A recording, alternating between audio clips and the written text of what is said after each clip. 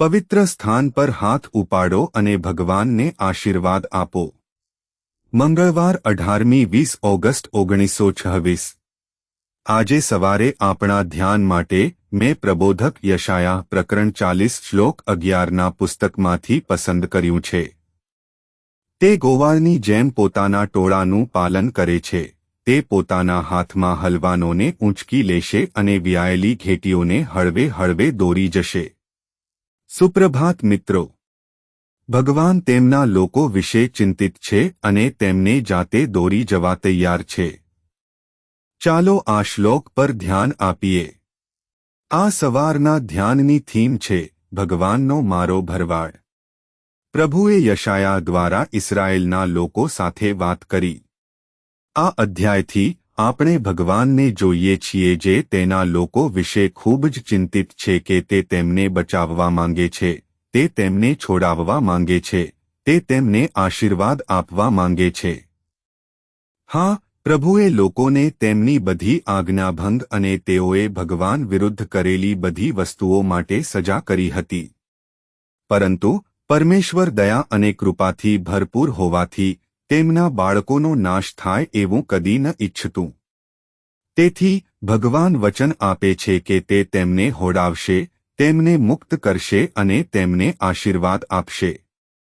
તે આ ઘણી રીતે કહે છે અને આ શ્લોક એ છંદોમાંથી એક છે જે તેના પોતાના લોકો માટે ભગવાનની ચિંતા વિશે વાત કરે છે.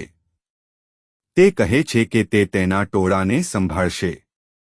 જે લોકોએ બધું ગુમાવ્યું છે, તેમની પાસે કંઈ નથી, ભગવાન તેમની સંભાળ રાખશે અને પછી તે નબળા લોકો, યુવાનોને લઈ જશે.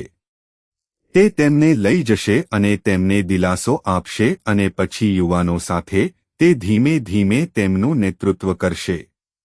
આ તેમના લોકો માટે ભગવાનની ચિંતા દર્શાવે છે જ્યારે તેઓ નબળા હોય છે, જ્યારે તેમની પાસે કંઈ નથી અને જ્યારે તેઓ પોતે સંવેદનશીલ પરિસ્થિતિમાં હોય છે. ભગવાન બરાબર જાણે છે કે દરેક અલગ અલગ લોકોની જરૂરિયાતો શું છે. જેમને ખોરાક અને ઉછેરની જરૂર હોય, તેઓ માટે તે પ્રદાન કરશે. જેઓ આરામની જરૂર હોય અથવા જેઓ નબળા, સંવેદનશીલ હોય અને કદાચ ભયની સ્થિતિમાં હોય, તેઓ દિલાસો આપવા માંગે છે અને જેમણે તેમના બચ્ચાઓને લઈ જવાના હોય તેમના માટે ભગવાન એટલા ચિંતિત છે કે તેઓ ધીમે ધીમે તેમનું નેતૃત્વ કરશે. તેથી આ ભગવાનની ચિંતા છે. તેથી આપણે જે પણ પરિસ્થિતિમાં છીએ, ગમે તે મુશ્કેલ સ્થિતિમાં હોઈએ, ભગવાન બરાબર જાણે છે કે આપણને કેવી રીતે દોરી શકાય, આપણને કેવી રીતે પ્રદાન કરવું, આપણા માટે આરામ કેવી રીતે આપવો અને આપણામાંના દરેકને સુરક્ષિત લાગણી કેવી રીતે આપવી. તેથી ચાલો આપણે ફક્ત ભગવાન તરફ જોઈએ, ભગવાનને રડીએ કારણ કે તે આપણો ભરવાડ છે. પ્રાર્થના. કૃપાળુ ભગવાન, આપણા સ્વર્ગીય પિતા, અમે તમારો આભાર માનીએ છીએ. પ્રભુ, તમને હંમેશા જોવા માટે અમને મદદ કરો. ખ્રિસ્તના નામે આપણે પ્રાર્થના કરીએ છીએ. આમેન.